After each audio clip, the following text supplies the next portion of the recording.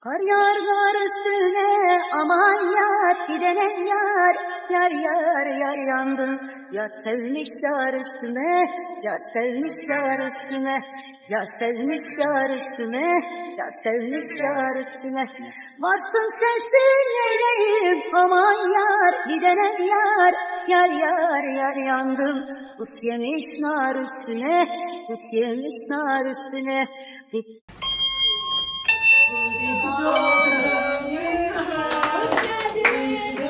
Ev yaş pastadan geçilmiyor. Ben de meyveli aldım. Kerem'le Işıl da meyveli almış. Evet. Alttaki de koli benim. Amcamlar var geldiler. Sana geldi hediye. Teyzem yarın geliyor. O da yolda. Hoş geldiniz. Ha, içerisi pasta kaynıyor. Hoş geldin. Yeriz bir şey olmaz. Kızı atarız. Mihra. Ne güzel şeyler varsa bir bakalım da. O ne satam? Pastırma mastırma var. Şey yok. Giderken işime yarayan bir şey varsa alayım. Hayır, nasıl yolda kontrol etmedin?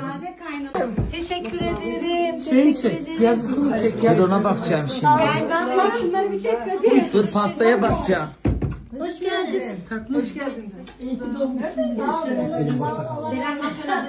Ablam 1000 yaşına da gelse taş taş taş.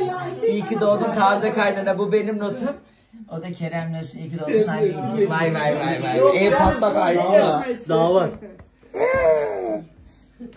Güzel. Şu benim masama güzel. Nasıl olmuş salon? Masama güzel olur. Şunu masama götüreyim. Hay Allah'ım. Baksana ev çiçek bahçesi oldu. Yeni mobilyalara kutlama gibi oldu. İyi oldu. Nasıl olmuş salon? Çok güzel. Genişlememiş mi? Çok güzel olmuş. Bu şekil daha değişik olmuş. Evet, orası tam takım oldu. Ne yapalım, gelen giden bitmiyor. Biz de koltukları fazlalattırdık. Elhamdülillah. Allah eksik etmeyesin. Şükret ki gelen giden var. Şükür şükür. Misafir evin bereketidir. O Evet aynen, biz tozdan başka bir şey göremeyiz.